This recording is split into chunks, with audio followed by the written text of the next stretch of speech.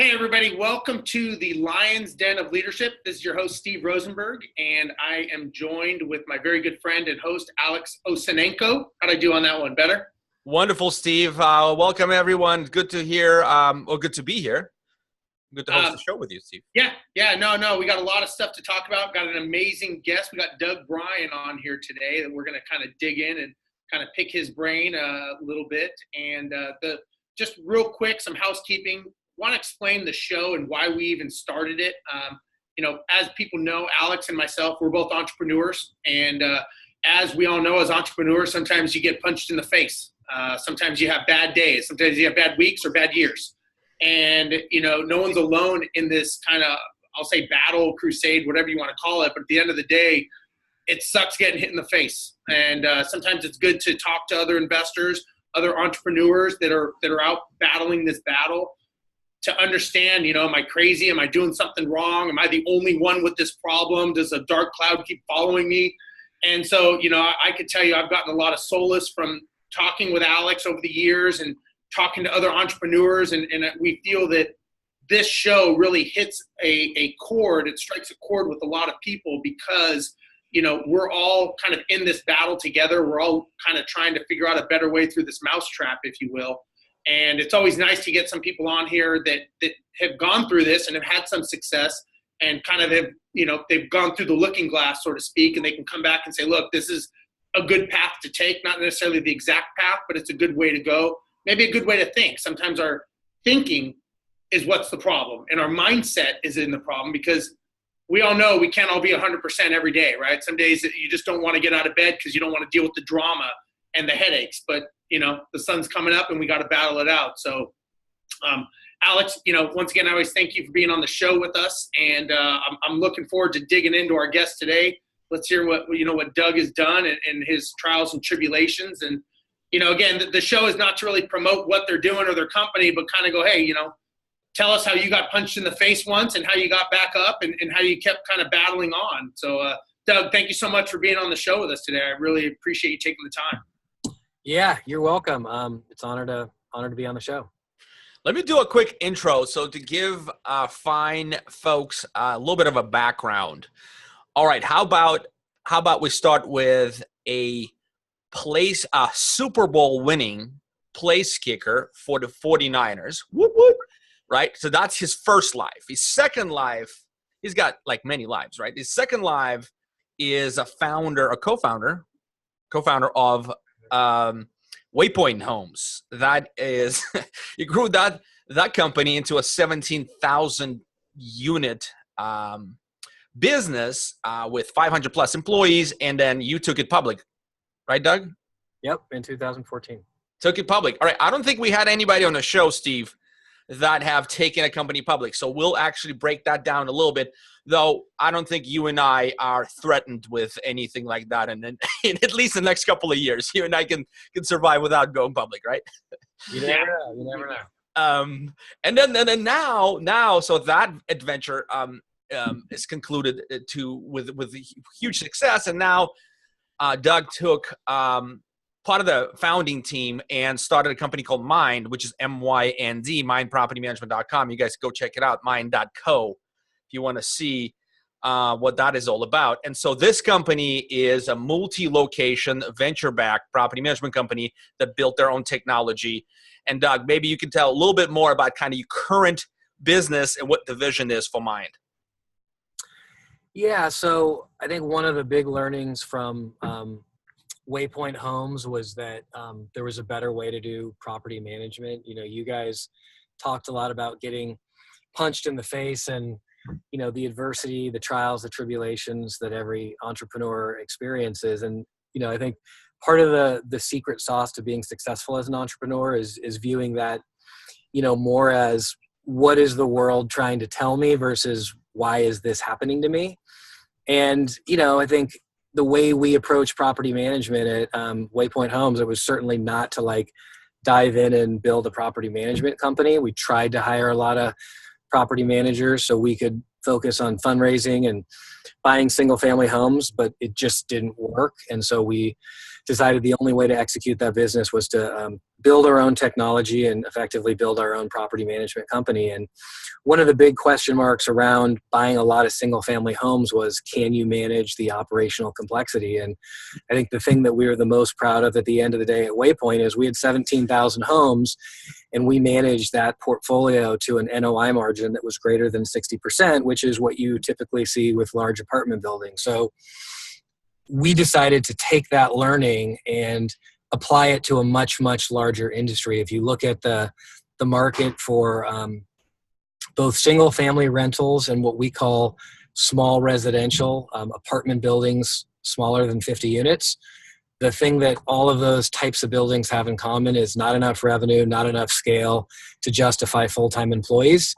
And so we decided to take all that we learned from Waypoint and build a service platform, not actually buy assets, build a service platform to help individual investors take more control of the properties that they own and generate greater profits, and to do it in more of a 21st century way by measuring everything, providing a lot of transparency in the metrics that they're achieving through an app, and to also, do some things differently, like use self-showings for leasing, which we found to both be profitable from a management perspective, but also far more effective at minimizing vacancy and helping owners get better tenants in place. So that's what we're focused on doing. The goal is to be a national platform. I think that as investors, you always want to look at all the opportunities in front of you. And I think most people, I think it's like 85% of investors own properties within a 60-mile radius of where they live. And that's typically because they feel like they have to. And the real vision for Mynd is to have a management platform in the top, call it 25, 30, eventually 40 or 50 most investable markets, and ultimately provide investors a lot of valuable data so they can choose the markets that are best for them and have a distributed portfolio managed at an institutional caliber with consistent performance and one mechanism for reporting. So ultimately, individual investors can invest more effectively and efficiently. That's the vision. So, Doug, that's interesting. Staying macro for just a second, then we'll dive right back into some deeper stuff. Renters Warehouse, I just interviewed their CEO. They just purchased a company called Own America, which is essentially roof stock. Yep. Right? Is that the kind of the vision? Is to be able to have that kind of a marketplace so your customers can buy and sell portfolio of properties without having to evict the tenant, go through traditional realty, all that stuff?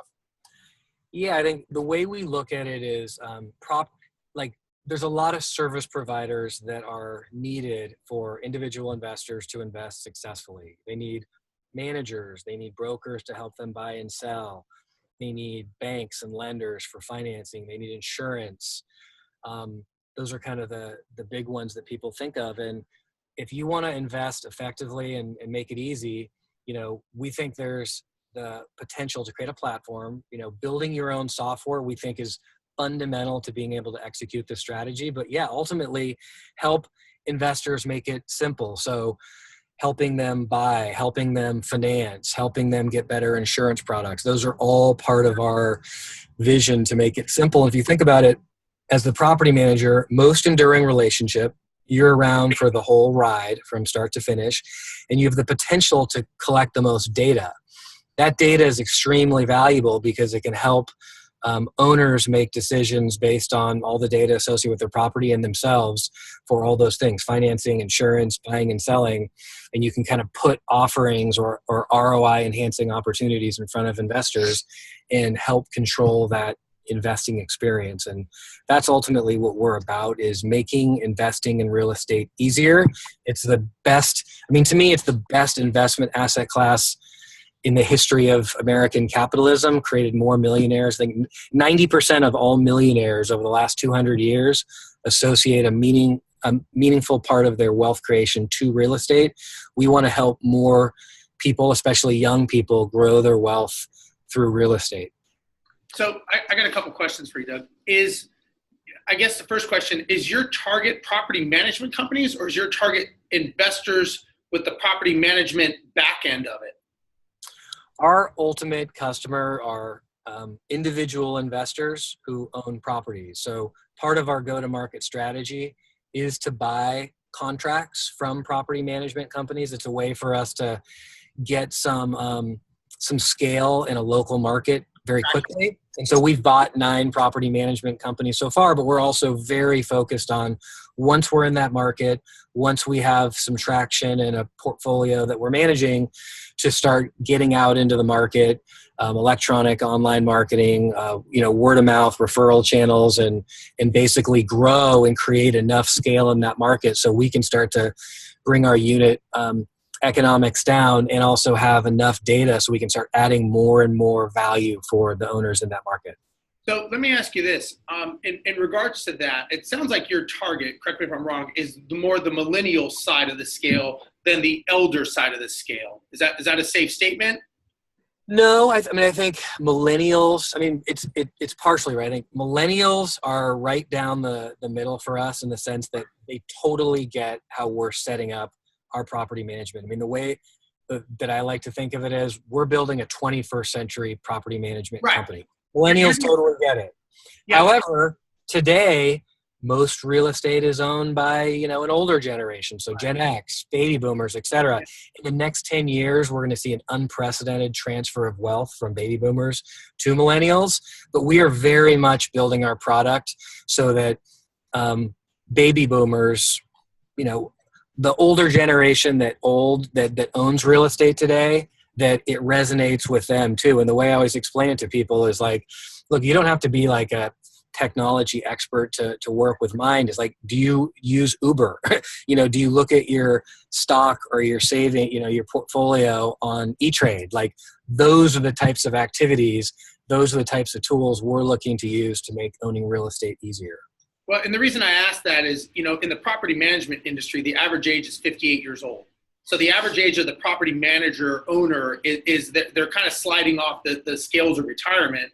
And I'm not a millennial. I'm probably, I'm not sure what I am, but, you get that age bracket where we start bringing in technology, and Alex knows, we do some pretty radical things with technology that are a lot different, of utilizing leverage of apps and programs and staffing, which are a lot different than the standard property management company. My background being an airline pilot, we have a lot of checklists and systemizations in the cloud, which we've created for our own need, but it's scalable anywhere in the world. But my point is do you have a challenge with selling that concept to the older industry? And are you just playing a waiting game for them to kind of phase out to transfer it to that target that you need? Because like my mom, when she looks at her iPhone, she kind of talks to it. I'm like, Mom, you got to push a button before you talk to it. So there is a learning curve in that as well. So I'm just curious what your strategy is for that. Yeah, absolutely. There's a learning curve for us as a company there. I think there's an art to it. And I think that, what we've come to realize for some people, the way we've built our company, that's sausage making. People don't care about how the sausage is made. They care about their experience, and results, right? So we've gotten very focused on the user experience, distributions, financial reporting, the metrics that they actually care about, and delivering them in the way that they want them most. Some people like to use mobile phones. Some people like to use computers. Some people like to talk on the phone. Some people like to test. So this concept of omni-channel, we're trying to set it up so that we capture all the information and we deliver it to people the way that they feel most comfortable receiving it, and creating a product that resonates with them today. So we're not sitting around and waiting until it all transfers to the millennials at all. We're trying to create a product that's malleable, if you will, and people can interface with it in the way that they feel most comfortable. What has been your biggest, real quick, Alex, I'm just curious, what has been your biggest roadblock to date to get that transfer of power, transfer of knowledge to a certain group? Like what has been the roadblock? I don't know if there's one thing that's been a roadblock. It's been more just of an evolution of you start with something, an MVP, a minimally viable product, and then talking to your customers. And, sometimes you got to be careful who you listen to, because small cohorts of people are not necessarily representative of like the market. So, I think we've had to start to get focused on, various types of personas. Like, we like to work with investors. Like, if you look at our background, we are investors. We approach this as investors. We're trying to set up the company to align our interests with our partners. And so a lot of the language we use, a lot of the buildings and the strategies that owners employ in their buildings, like, we're putting a product out there that's going to attract investors. And I think that helps us to kind of qualify the personas that are going to be a better fit for Mynd. Sure. So speaking of sausage making, that's where I want to go. So we now have defined what that product may look like in its ideal state. Now let's get into the factory. Let's see what's what. I want to beat you up a little bit, Doug, on a couple of things, because it's only fair. We've done to everybody else. Specifically, I want to poke at new location, sort of the whole process of onboarding a new location beyond acquisition. Let's say the acquisition happened or you open up your own shop. Steve has a lot of experience with that. Steve, you opened up in how many markets? Well, we did 3. We did Houston, Dallas, Fort Worth, and then Austin is next on the books. Did you scale it back, or you have those branches growing right now? Well, we've scaled it back because we've found flaws in our system. So instead of keep repeating the same mistake over and over again, I wouldn't say we scaled it back. It kind of scaled back, and now we're looking at this going, okay, our systems weren't working, but we're missing an ingredient. And so now we're going back and saying, okay, I'm not a firm believer of saying we're special in this city. I don't think that exists. I think everybody has a problem. We have a solution. And I think that maybe the message and the delivery method of that solution is where the problem lies. I don't think the problem lies in the fact that somebody has a house that doesn't need to be managed, right? That exists. That problem and solution fundamentally exists. How that's delivered and conveyed, that's the question. And how you duplicate yourself from one city to the next is the question of fact. And that's why we've created our online checklists so that they're the McDonald's, right? They're scalable. Anybody in Texas, Alaska, Malaysia, wherever they are, they can use our checklist and they're scalable. Gotcha. And Doug, what is your biggest challenge with new locations? You have, I'm looking at your website, and by the way, I'll be talking throughout the stuff. Looks like you, and by the way, the website talks about you managing 2,100 units and 3,500 units. It's somewhere in between there, right? It's actually 43, 44 now. So what? All right. Not keeping up with reality. Get your web person up to speed. Yeah. So looks like 1, 2, 3, 4 locations. What is the biggest challenge with the location specific scaling? Like, because things are so different everywhere, right? How do you deal with it? Yeah. So I think there's been challenge. I mean, look, buying companies, M&A in the property management industry is inherently messy, right? So we've bought 9 companies to date. We're currently launching, new markets, like call it in the last 2 months, and then, markets will be launching in the next 2 months. So, a 4-month range. And, the thing that we've learned, to your point, is like every company and every market and every dynamic is different, and it's not a one size fits all. There's absolutely been like universal learnings from every single time. And we have a playbook that's growing in scope and detail in terms of like things that worked and things that didn't work. But we're trying we are our company that's very much about experimentation and continuing to try things until we find out what works. For example, in LA right now, we're launching with Veritas. They're the largest landlord in San Francisco. They're now buying properties in LA. We're going to leverage someone out of Orange County on our team for a little while. And we're not going to go buy a company. We're going to launch with Veritas. They have aggressive growth plans, and we'll look to grow directly in that market kind of leveraging that relationship with Veritas.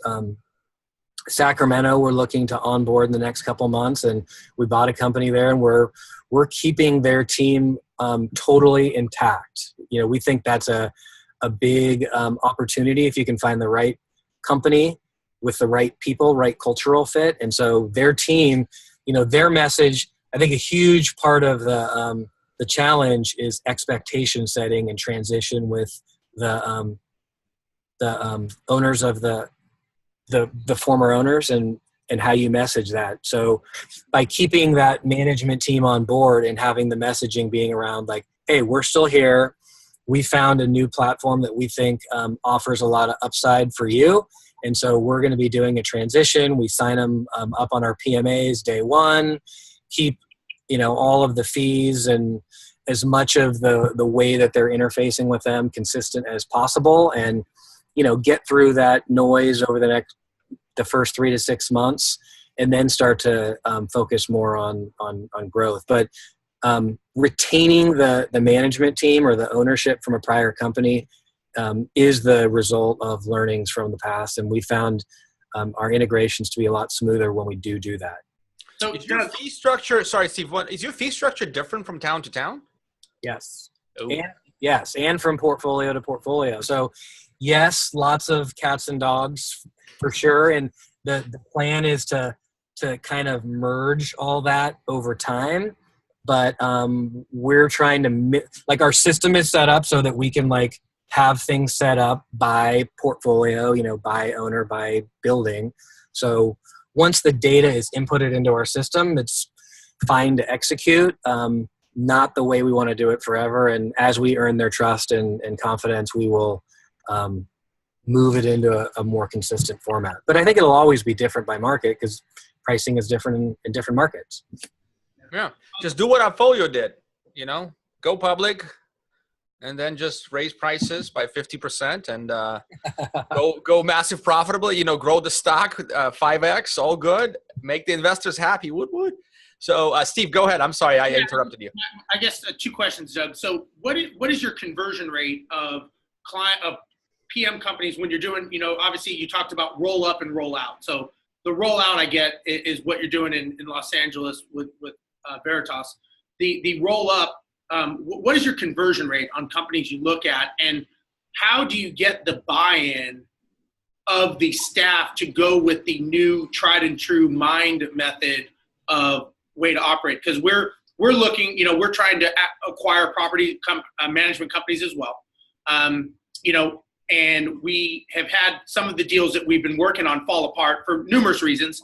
But I'm just curious, do you have a certain percentage conversion rate that you want to get? And when you get that conversion rate, like you've done some already, how do you integrate your system into there?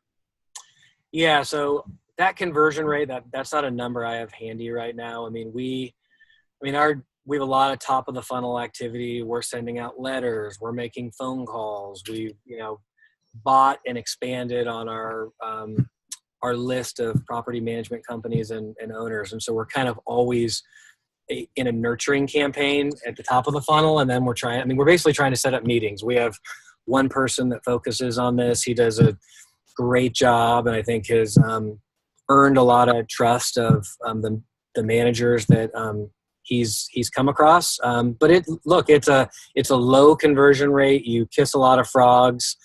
I think for us, it's all about, you know, what are the markets we want to be in? What are the types of portfolios that we want to manage? And perhaps most importantly today is cultural fit of the company. You know, we look at things like percentage of residents that pay electronically. Like when that's, you know, 80% and higher, it just tells us something about the way they do business and the way they focus. And, you know, you can just tell how people think about the business. And we're trying to find like-minded individuals that run companies that see the writing on the wall, that, you know, real estate and property management are going to change over time given the influx of, you know, new technologies, and they don't feel like the way that they're set up is for success. And they see what we're doing, and they see a 1 + 1 = 3, And so, yeah, they have to totally learn our system, and that's on us. We have, a whole onboarding process and training process, and we're going through it right now. In one market, we're about to go through it in another market, and it's all about, making sure that the org structure is set up, that we have the right people in the right roles, and that they're trained and fully up to speed on, exactly how we use Auto, which is our software system, and how we manage, so that, day one, when we switch over and Mynd is live and the owners are live in Auto, everybody knows what to do and the transition can be seamless. So curious, on what you've done so far, have you taken away maybe best practices from other companies and said, hey, it's actually not a bad idea? Or do you stick with what you have and say, this is what we're doing and the path we're going? 100% the latter. I think, when you just take a step back and, we're all entrepreneurs. I mean, to me, one of the things I've learned as an entrepreneur is probably the most important skill set is to be very self-aware and know what you're good at, you and your partner in your company, and what and what you're not good at. And I think, the one piece to this business that we did not have at our last company, Waypoint, was doing third-party business. So not just like we're great at managing assets, managing owners, a little bit of a new thing. Turns out it adds a little bit of a twist to the business, right? So we are absolutely going through everything that these companies that we're partnering with, how they do it, why they do it, and trying to come away with the best practices. So it's not about being right for us. It's about getting it right. And that's, really about collaboration and sharing ideas and coming away with the best practices for the and also you're probably realizing there's a lot of revenue streams from owners as well that we're not able to capitalize on before. And I can tell you from my personal experience of going through, so I'm a pilot with United Airlines, and I went through a United Airlines Continental merger, which was we take the best of you and the best of you and try to put everyone together happy. And I would say it's been about 7 years and it's still not complete. Whereas opposed another airline merger, which normally they're ugly anyways, another airline merger was Delta Airlines and Northwest Airlines. They put them together, and Delta Airlines basically said, you know what, it sucks, but you're going to do it our way, and this is how it's going to be. 6-9 months, you're going to forget the way you used to do it, and everything was fine. So you have, this is like your way of saying we're doing it our way and this is how it is, as opposed to let's see if we can get these gears to align. And it's just been a horrible mess. And so I would say that I've learned from watching others, and I don't know if you've seen that as well, that the best of the best makes zero. It really does. It really brings the worst out in the employees and the staff, and probably your direction and your confidence in your product. It probably diminishes that as well, I would imagine. Yeah, you know what? I think M&A is messy. It's an art. It's putting together a puzzle, and there's a ton of factors that dictate whether it's successful or not.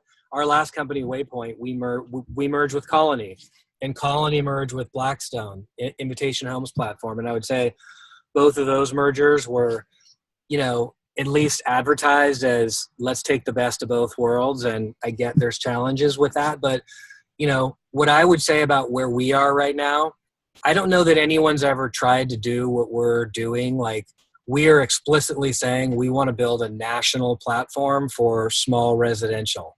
It really doesn't exist. I mean, you look at like RPM, even Renters Warehouse, they're pretty big. They used to be a franchise. RPM used to be a franchise. Neither of those companies is truly national. And, to the extent that they can claim that, is because they have franchises, and that's just a little bit of a different deal. So actually the way that we're setting up in terms of building a centralized operation and really trying to figure out like what makes sense to be centralized, what makes sense to be done in the region. And like, if we were doing mergers, or when we're buying companies in 5 or 10 years, and we do have our playbook, I see it being a lot more like Delta and Northwest. But to be frank, we do not have all the answers today. Like the one thing I saw at Waypoint is there are operational models that work until you have 2,500 units, and then all of a sudden they don't. And then you make a change and it works till you have 7,000 units, and then it doesn't. And so we've been through that up to 17, and we have people on our team who are now joining us from Invitation Homes, so up to 83,000. So we are truly trying to build like something that can manage hundreds of thousands of units. And again, and maybe it's the wrong answer, but like we don't have all the answers. So I would hate to go in and, not, be pretending that we do have all the answers and missing an opportunity to learn. Well, you're in IP acquisition mode. I mean, what you're doing is you're buying that company as an asset, but you're also acquiring some of that IP. And local markets behave very, very specifically. And some of the behaviors that property managers, do that is driven by the market, but some of it is driven by their sort of inability to, or no experience operating at scale. Let's call it this way, on a location base. So each individual is different, but I see how what you're doing is makes sense to me. You're acquiring that IP, you're taking what you need out of it, you add it to your playbook, and that's sort of that is definitely how you build this out. That makes sense to me. But by the way, Doug, Home River is playing, right? One Rent is playing. There's another one just came out from Andreessen Horowitz backed. What are they called? Belong. There you go. They just came out like out of nowhere, right? Popped out right after the rain. And so, there's quite a few. There are quite a few.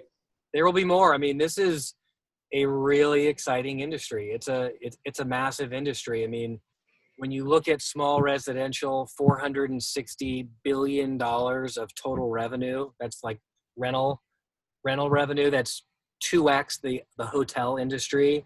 Just the property management fee revenue, $29 billion. And that's, what percentage is self-managed? More than half. That $29 billion could grow. So, antiquated industry, like really hasn't adopted 21st century technology, very fragmented. I've met other people who have not even shown up yet. Like this one guy in particular, I think he's a computer scientist from Berkeley, and he looked me up through the Cal network, and he set up a meeting, and he just said, like, I know nothing about property management. I'm an entrepreneur. I'm a product guy. I think launching a company in this space makes a lot of sense. I think you're going to see more and more people see the opportunity and try to launch a company. The thing that I would say is really important, probably the most important thing for building real estate tech companies, is you have to have that blend of technical expertise and subject matter expertise. Like, it always makes me nervous when a bunch of technologists go into an industry like our industry and think that they know the business. Now, there's a lot of room to improve things, and sometimes knowing how it has been done can be a detriment to figure out what the right way is for the future. But to me, that's where the blend comes in, where you have teams that have both sides of the coin and can work collaboratively to figure out how to embrace technology and use it in ways that make results better for owner. Gotcha. Let's shift gears. Another one that is immensely important aspect in the property management business. I don't care, you technology backed or you're nothing backed, or you just have a shirt and a clipboard. Steve will tell you. I want to Steve talk about this a little bit. But the reputation, man, it doesn't matter. Again, it doesn't matter who you are. You look up Houston Property Management, you see 5-star Steve's company with, 500 reviews? 497 or so, yeah. 497, okay. So that right there is the first point of opportunity, right? You get the click, you get the eyeballs. Then the website's job is to take them all the way to an inquiry, right? Or at least capture them for the top of the funnel nurturing. So what are your paths to the reputation building? Because I think that is like foundational. As fast as you're building companies, you got to build reputation. In my opinion, Google's not going away. Yelp's not going away. So what are your thoughts? Yep. General philosophy is if you don't measure something, you can't improve. And I would say that one of the big mistakes that Colin and I made is we should have started measuring. We should have built the tools to measure our own internal performance sooner, because we've had it built now for 3 months and the results have been dramatically different. So what I mean by measuring things is using NPS, Net Promoter Score, with owners. We've seen our score go, it was literally -20 3 or 4 months ago, and now it's 19. And so we were sending out a survey that's based on a quarterly survey. But on a more granular level, we're measuring something called CSAT, customer satisfaction. So literally every interaction, like we have a case management system, and cases get associated with different types of work. So it could be a case with an owner, it could be a work order request, could be a resident services case. Every time our team interfaces with a client, we ask them for a score. And so same thing is true there. We've seen our scores, like, so now for both owners, residents, and work orders, it's over 4 out of 5. Now, we took some blows early on with Yelp where, we had some low scores. And if you look at I know Yelp is like, we could talk for 2 hours about Yelp. No. Yeah, let's not go there. Yelp is, yeah. They just, the group, you guys know, they literally just changed their algorithm within the last month. And everyone in the property management industry is like scores dropped. Yeah. And no one knows why. So we know that. There's a group called Yelp Sucks on Facebook with like 2,500 property managers there. I didn't join, but just so you know, if you want to go there. You know what Yelp score is? One of the things that I learned is, and Doug, tell me if you agree with this or not, is one of the property management industry as a whole is a very reactionary industry. They're not proactive. So it's much like the federal government, right? Something happens and then they react and then they create a law based on what happened, right? And so what we've been trying to do on our side with our company is we're like, okay, we're getting a lot of phone calls, but what's actually causing the phone call to happen? Because when the phone call is happening, that is already one negative tick against you. If we can go upstream of that and we can stop that call from happening and make the proactive call to reach out to that person, now all of a sudden we're changing the dynamic of the relationship, whether it's with the vendor, whether it's with the tenant, whether it's with the owner. So we've been making a very conscious effort to be on the upstream and being proactive to first of all, identify, okay, we're getting these phone calls. Let's dissect these calls. Like you said, whatever you inspect, you respect. So now we started inspecting our phone calls to understand where the calls are coming from. Why are they calling? Once we realized where they're coming from, then we went and said, okay, how do we get upstream of this to stop that call from even happening? And why is it even happening?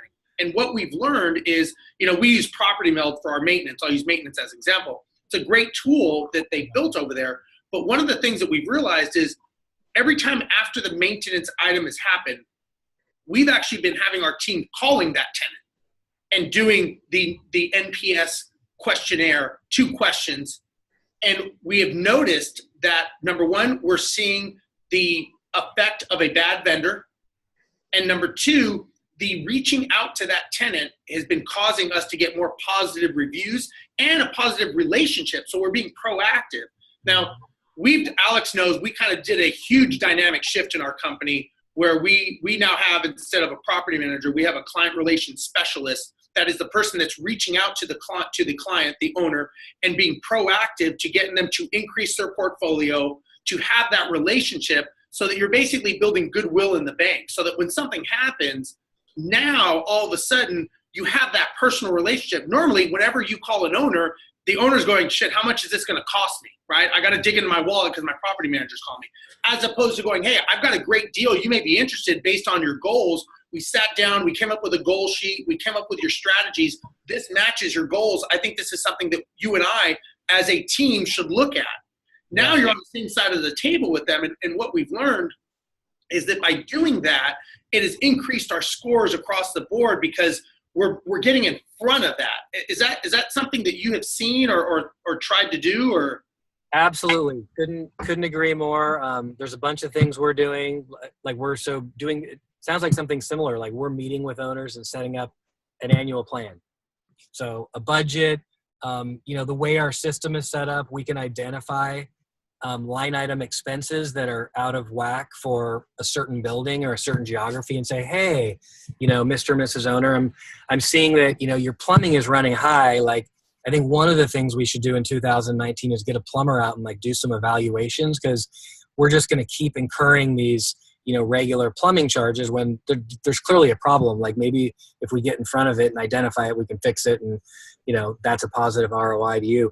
The other thing that we're looking to do is leverage technology. One of the big topics we always receive a lot of questions about is vacancy management, right? So as soon as that NTV comes out, antennas go up, like, yep. Vacancy coming, like what's going on? And so we're setting up a system where owners can opt in and opt out of notifications, but literally having auto notifications with, there was an NTV, rent is set, your unit is rent ready, weekly automated reports that show number of leads, showings, and apps. So the way our rent predicting algorithm works is we predict a rent, but then it's dynamic, and we use leads, showings, and apps to quickly adjust that rent. And so, by having that upfront conversation with the owner, like, here's how this is going to work. You're going to get weekly updates. If anything's off enough, we're going to, call you, but every week we're going to give you an update of exactly what's happening with your unit. And to your point, less phone calls, more goodwill. So I think getting in front of issues and highlighting the values that you're adding, not just like letting the interactions be when the problems are coming at you, is an important part of the managing owners piece of the puzzle. Yeah, and I think, again, I think that inherently this industry is I tell people we're the trash men of real estate, right? Nobody likes to hang out with us, but they know we're necessary, right? Yeah. So it's one of those things that, the mindset and the attitude of the average property management company is we just put out fires all day. All we do is deal with problems. But like you had said, there's a very successful set of people. They have goals. They bought an investment property because they had a goal. They had a strategy. At some point that diverged and they lost that strategy and they lost that goal. But it can very easily be brought back around and say, listen, you didn't get into this to buy one property. You bought into this to buy multiple properties because you had a goal of wealth. Let's get you back on that path of wealth and get you on the team, as opposed to us being adversaries and you getting pissed every time I call you because you think there's a problem. And I think it's a much different mindset than the average property management company, of just calling you when there's a problem, or you calling me to say, hey, I found out that my property's vacant. Thanks for letting me know. Yeah. Now you've got to backpedal and erase that problem, and all that goodwill is gone. And so that's what I've seen. Yeah, I think that's right. And one comment I would make, this is something that we're very focused on at Mynd, and, to every listener, whether you're in the real estate business or whatever, there's a saying that I love, and it's data is the new oil. Historically, the companies, the countries, the individuals that had access to oil and knew how to harvest it, that was wealth and power. Yep. In the 21st century, it's about data. Yeah. 90% of all the data we have today has been collected in the last 2 to 3 years. Yep. And so part of what we're focused on is collecting as much data as possible and having teams of data scientists that can go through and, with enough data, I can predict what someone's distribution is going to be. I can predict what the revenue is going to be. I can have insights into the value of a property, what a rent can be, and start to really add some value to owners in ways they've never experienced it before, to truly make it easier and, set us up, to your point, to be able to kind of guide them through this journey and, maybe find other properties in other markets that make more sense. So that's just a trend I see in every industry, but in particular property management. Like, figure out how to harness and utilize data. And in short order, I think you will be in a very good position with your clients, because you're going to have access to information that no one else does, and you can truly add value. Well, and to your point, the data tells you a story. You may not know what it's telling you, but it's telling you information. Just like in an airplane, right? The data is telling you something. You've got to discern that information. Another thing that, I don't know if you do this, but you could take your data a step further and say, this owner has had 3 maintenance calls in the last 6 months on a bathroom issue. We are going to lose this owner if we get another one. We need to step in and waive that. Or, this owner has had, and I don't know what the number is, but if you look at the data and say, okay, we've lost 10 owners this year, and they were all happened within this many maintenance service tickets, or this dollar amount in ratio of rent or something, I'm sure there's a commonality of the data that's going to tell you when you're going to have an upset owner or when an owner's ready to make more property acquisitions. And you can get in front of it and say, hey, you're at about a 50% equity ratio in your asset. Why don't we talk about adding more to your portfolio? And you're ahead of the curve. And now they're going, man, this guy's pretty smart. He's in front of the curve here, where it's really the data that's telling you the story. You know what's interesting, Steve? I don't know if you can do this with AppFolio. I doubt you can, but there's this new technology out there called sentiment analysis. And we just turned it on a couple months ago. So literally all of our cases have a smiley green face, a yellow straight mouth, or a red frowny face. And literally we're running our cases, our communication threads through a sentiment analysis. Google has it, Amazon has it, and they can look at the words and tell you whether the person's happy, neutral, or sad. And so our team, there's a whole page of cases. We can now go to the frowny face at the bottom and go, oh, geez, like this person may not be telling us there's a problem, but the language they're using is highlighting an issue that we need to jump on. And so that would be an example of, technology that is out there that people should try to figure out how to use so they can get ahead of these problems too. It's like a smart KPI, essentially, is what you're saying. Yeah, yep, exactly. The next step for that is figuring out how to make that sentiment into a more predictive way to be able to show up with positive reviews publicly, right? So how do you take now that a trigger, right? Identify the trigger and then position the ask in the best possible way to get the 5-star, right? Ultimately, that's the whole. You guys can geek out on this all day long. I'm gonna let you do that. But at the end of the day, what you show up as is what the reality is, right? You got to show up as a 5-star, 4.5, whatever, right? 4, okay, but right, less than that, it's an uphill battle every time. Your BDMs are crying. Like we're doing exactly what you're suggesting, Alex, is I highlighted the reds, but really the greens, like today we have our team call them, but we can also set up an automated system where they get a link that asks them, hey, will you give us a review? And it basically clicks through to either Google or Yelp. And, we kind of proactively get those positive reviews. So. Yeah, that's perfect. And so that's the consistency and the discipline. The huge advantage of a larger portfolio is you can sort of semi-automate the process and really grow your review capital. That's what I call it, review capital, like Steve has done over the years. But Steve has been like little bit, 30, 40 reviews, and then he's got 150 all of a sudden. And then from there it goes up.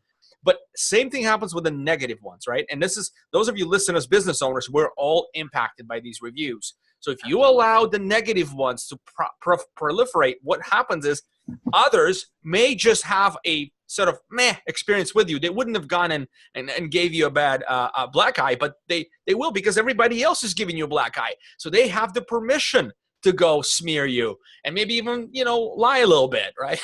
Alex, I think it's really important, if you go on our site, property management, bad reviews will happen. Like sometimes you are doing exactly what you should be doing for the owner and the resident doesn't like it. Like that's going to happen. So, we try to be really proactive with the negative reviews and, find out what went wrong and also state facts. Like people will say a bunch of things.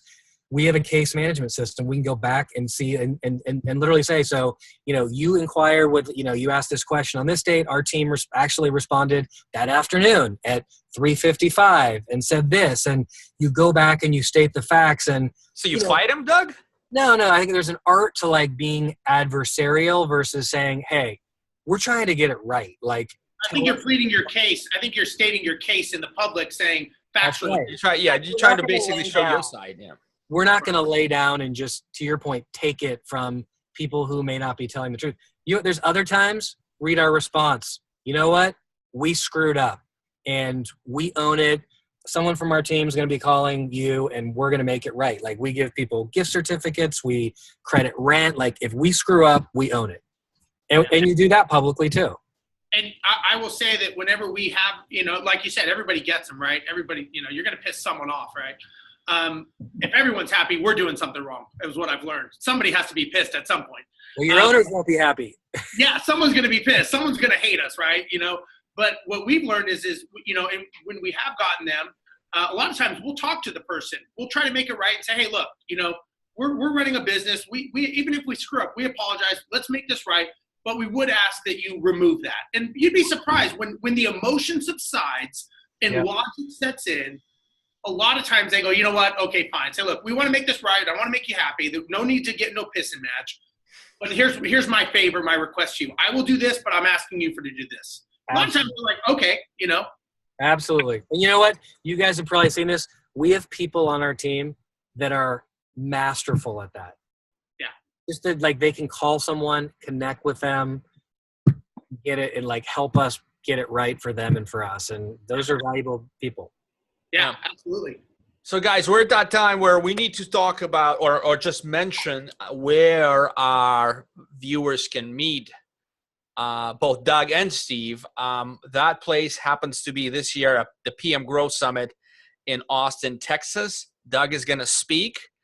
Steve is going to speak. But more importantly, we're all going to connect the network together. That's going to be an awesome time. Just those of you who maybe you've never heard of PM Growth Summit, this is the premier conference for top echelon of the property management entrepreneurs in the U.S. More properties under management will be represented there than any other conference, even though we only have 250 attendees. So it's really focused on that top echelon, folks who are looking to improve, looking to grow, looking to figure things out, and find the relationships with people like Steve and Doug. So pmgrowthsummit.com, go check it out. I'm Alex with FourandHalf. If you are looking for help with your marketing and you run a property management company, ring my doorbell. Doug, how would people connect with you? Doug, D-O-U-G at mind.co. Show up at the PM Growth Summit. Go to mind.co and, find me there. But yeah, happy to connect with people, super passionate about real estate investing and, helping other people be successful. So reach out. And of course, Steve is at Empire Industries. What is your web address, Steve? I'm sorry.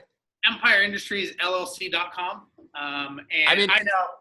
It's dude, you got it to #1 in Google. I don't care what is it. Yeah, I don't care what is it. We're on page 1 of in Dallas now as well. So we're climbing the ranks. So we're doing something right, I guess. Clawing your way up there. We're fighting our way, man. We don't give up. But I'm excited about the PM Grow. The last one I did with you, it was awesome. I have to say that I met so many people and solidified so many relationships at that event that I've still been friends with and met, and it really was enlightening to meet the quality of people, the speakers you get. Top notch, I got to say. Very, very impressed, Alex. I don't know how you do it or what you bribe them with, but you guys are doing it. You and Jordan are doing a great job. So I'm excited to see what you guys bring to the table this year. It's going to be good. Well, a lot of it is a high budget and a lot of work in making sure we help our speakers adapt their presentations precisely to the fit of who is in that room, right? Who's the audience, who is listening. That is the goal. So anyway, it was a pleasure. Thank you, Doug, for your time. Steve, thank you as always. We'll catch you in a couple of weeks. We're now doing these bi-weekly. Catch you guys in a couple of weeks. Thank you, and have yourself a wonderful rest of the week. Have a good one, guys. All right, bye-bye. Bye.